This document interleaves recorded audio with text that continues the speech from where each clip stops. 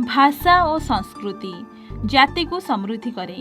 साहित्य समाज को पथ प्रदर्शन करुथिबारु साहित्यिक मानकर समाज गठन रे भूमिका गुरुत्वपूर्ण बोली भंडारी पोखरी साहित्य संपदर द्वितीय दिवस रे प्रथम अधिवेशन रे अतिथि और वक्ता माने मत व्यक्त करिसेंती।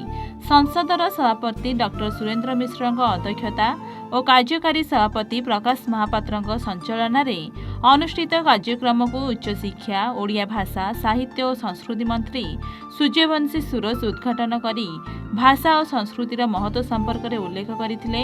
विशिष्ट अतिथि भावे पूर्वतन मंत्री निरंजन पट्टनायक, मुख्य वक्ता भावे सुबर्तार संपादक प्रद्युम्न शतपथी, कवि विजय महापात्र, ब्रजकिशोर नायक, अबनी प्रधान, संजीत बल, सुधांशु शेखर नायक, बद्रीनारायण धल प्रमुख उद्बोधन देइथिले।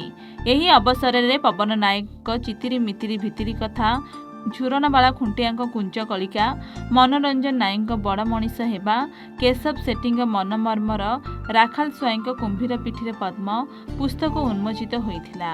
एही अवसर में पुरुषोत्तम धल और प्रीतिपद्मा दास संयोजन कविता पाठ उत्सव में कवि माने स्वरचित कविता पाठ करथिले।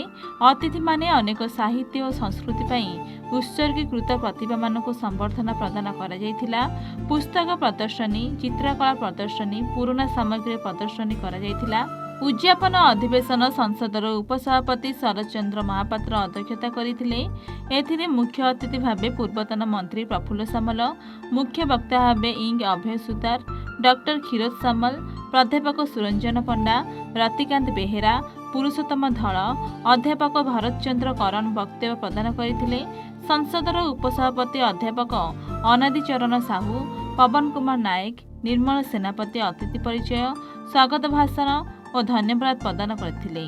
संध्यारे भंडारी पोखरी कल्चरल एकाडेमी पक्षरु सांस्कृतिक कार्यक्रम परिवेशन करा जायथिला। संसदर कर्मकर्ता माने एही 2 दिनिया उत्सव को परिचालना करथिले। 50 वर्ष धरी साहित्य संस्कृति को जो जीवित करके रखिछन सामल बाबू आरंभ करथिले। मैगजीन छपैछन ता नाटी दैछन माटीर महक। प्रकृत रे माटीर महक अछि। साहित्य क्षेत्र कहतु, स्वाधीनता संग्रामी कथा कहतु, जहाँ भी कहतु, ये माटीर महक रे मु आच्छादित। भंडारी पोखरी साहित्य संसद आम जिला तथा आम राज्यर गोटे प्रतिष्ठित साहित्य अनुष्ठान। ये साहित्य अनुष्ठान अनेक साहित्यिक मानक पृष्ठपोषकता प्रदान करिछि।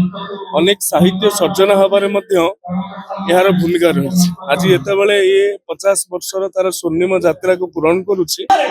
मो ना अच्युतानंद सामल, घर तुलसीपुर, भंडारी पोखरी, भद्रक। अनुष्ठान आज जो भंडारी पोखरी साहित्य संसदर सुवर्ण जयंती होची अनुष्ठान प्रतिष्ठाता।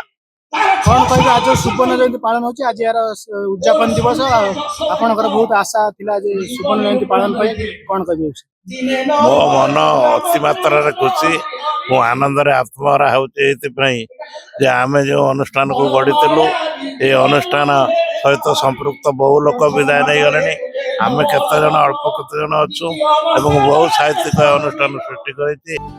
भद्रक प्रभात सामल रिपोर्ट एवं ओडिशा।